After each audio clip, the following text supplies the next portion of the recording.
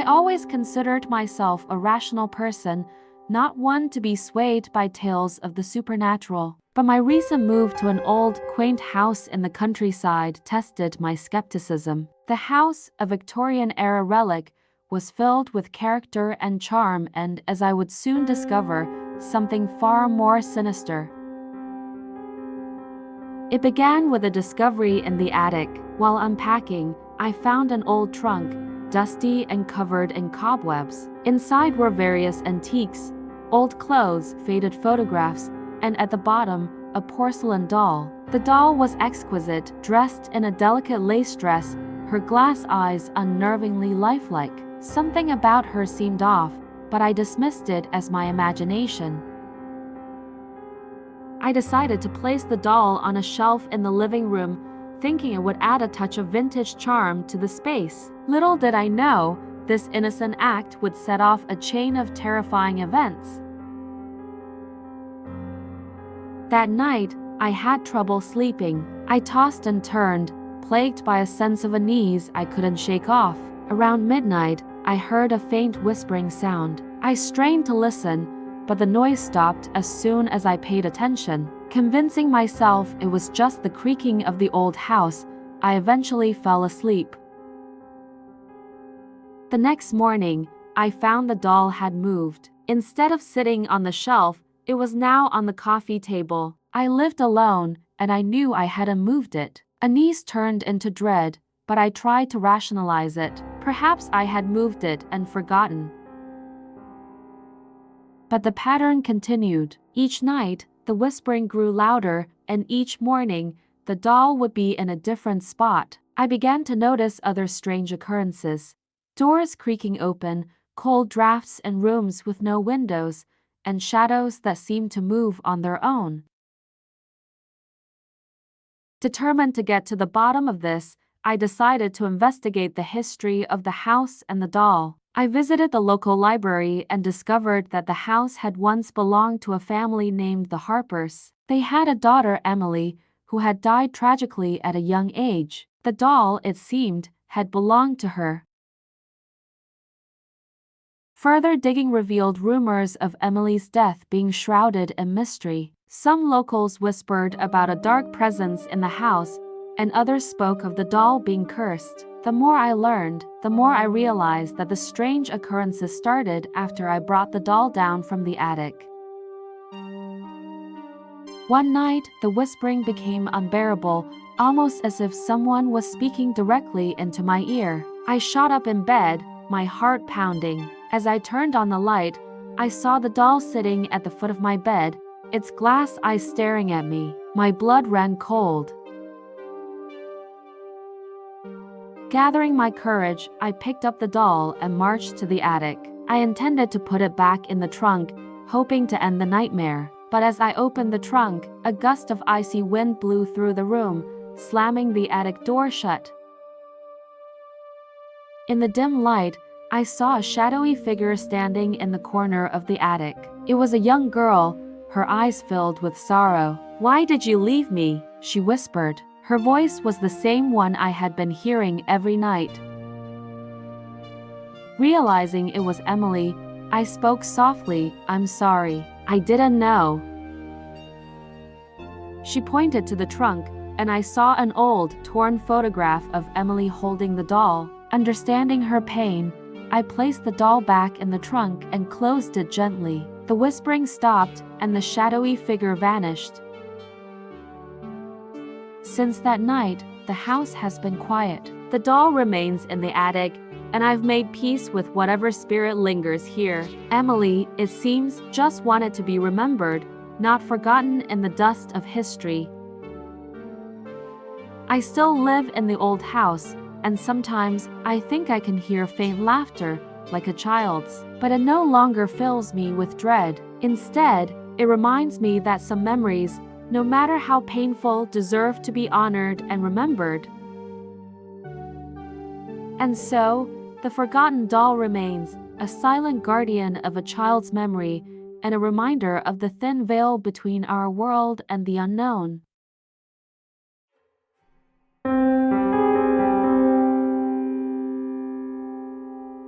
The old cabin in the woods had been abandoned for years, its wooden frame weathered and rotting. It stood isolated, surrounded by dense forest and silence. My friends and I had decided to rent it for the weekend, drawn by its remote location and the promise of a peaceful getaway. Little did we know, we were walking into a nightmare. We arrived late in the afternoon, the sun casting long shadows as it dipped below the horizon. Sarah, Mark, Jenny, and I unloaded our bags, the excitement of the weekend ahead energizing us despite the eerie setting. As we settled in, the cabin's creaks and groans became more noticeable, but we shrugged them off as the sounds of an old house. After dinner, we gathered around the fireplace, the warmth and flickering light providing a comforting contrast to the chill that had settled in. Mark suggested a walk to explore the area, and with the full moon rising, it seemed like a good idea. The moon hung low and large in the sky, its pale light casting an otherworldly glow over the forest. As we wandered, Sarah pointed out the strange red tint creeping over the moon's surface. "A blood moon," she whispered, her voice tinged with awe. We stood in silence, watching the transformation. The air grew colder, and an unsettling stillness enveloped us. Jenny shivered and suggested we head back to the cabin. As we turned to leave, I noticed movement out of the corner of my eye, a shadow slipping between the trees. I dismissed it as a trick of the light. Back at the cabin, the atmosphere had shifted. The shadows seemed deeper, the silence more oppressive. We tried to ignore it, laughing and talking loudly to fill the void, but an undercurrent of fear had taken hold. As the night wore on, Mark suggested we tell ghost stories. It seemed fitting, given the setting and the eerie moonlight. We took turns, each story more chilling than the last. When it was Sarah's turn, she hesitated before beginning.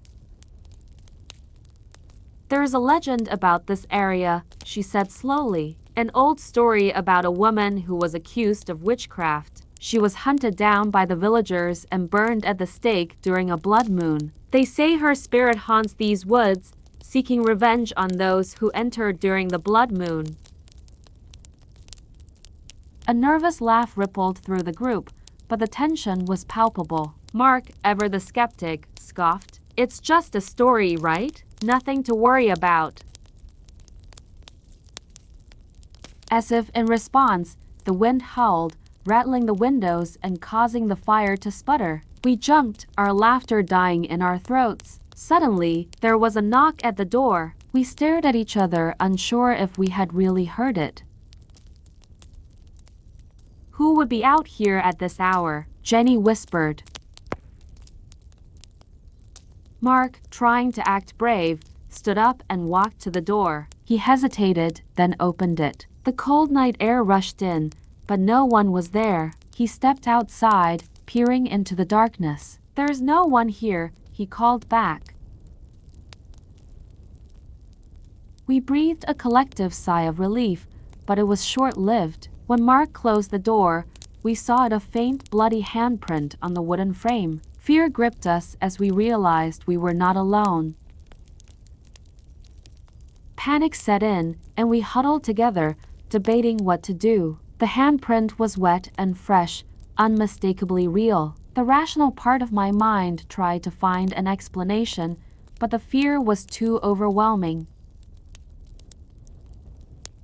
Suddenly, the cabin's lights flickered and went out, plunging us into darkness. The fire, our only source of light, sputtered weakly. We heard footsteps above us, slow and deliberate. The old cabin's creaky floorboards amplified every step.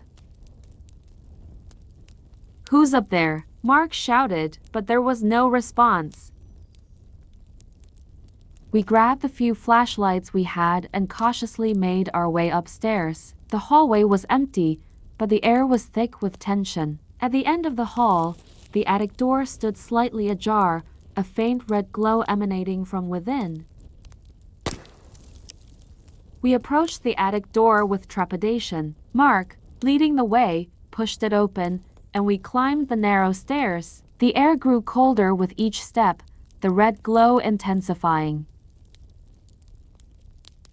The attic was filled with old furniture and dusty boxes. In the center of the room stood an old mirror, its surface reflecting the blood moon's eerie light. As we stared, the mirror's surface began to ripple like water.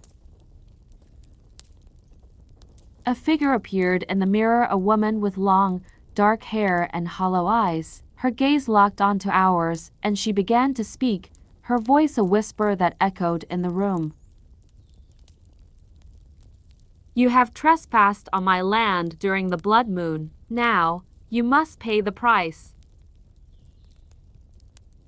The woman in the mirror raised her hand, and the attic door slammed shut. We were trapped. The temperature dropped further, our breath visible in the freezing air. The woman stepped out of the mirror, her form solidifying as she approached us.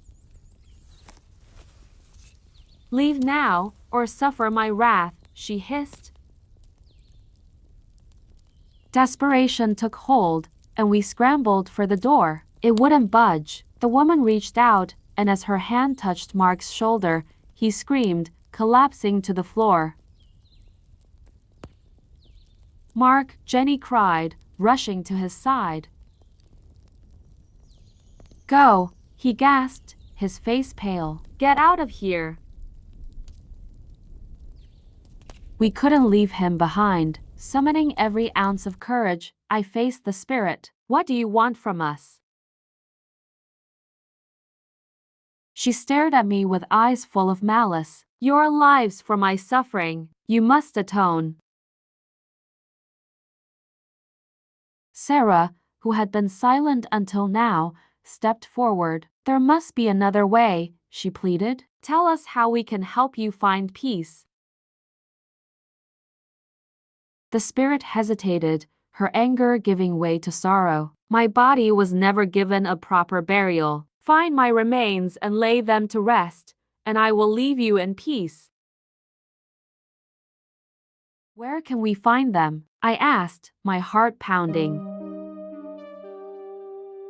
The spirit pointed to the corner of the attic, where a loose floorboard was barely visible. We pried it open and found a small, hidden compartment. Inside were old, charred bones wrapped in a tattered cloth. We took the remains outside, digging a grave beneath the light of the blood moon. As we worked, the air grew warmer, and the oppressive feeling began to lift. We placed the bones in the grave, covering them with earth. As we finished, the spirit appeared once more, her form now peaceful and almost human. Thank you, she whispered, her voice filled with gratitude. I can finally rest. With that, she faded into the night, leaving us standing in the moonlight. The blood moon's red tint began to fade, returning to its normal silver glow. The forest, which had felt so menacing, now seemed calm and serene. We returned to the cabin, exhausted but relieved. Mark had recovered, though he was still shaken. We spent the rest of the night huddled together, too afraid to sleep but comforted by each other's presence. As the first light of dawn broke, we packed our bags and left the cabin, vowing never to return. The events of the night had bonded us in a way we could never have imagined, and we knew we had narrowly escaped a terrible fate. As we drove away, I glanced back at the cabin one last time. It stood silent and still, the weight of its history finally lifted. The blood moon had passed, and with it, the spirit's curse. We never spoke of that night again, but the memory lingered, a reminder of the thin veil between our world and the supernatural. The night of the blood moon had changed us forever, leaving us with a story we would never forget.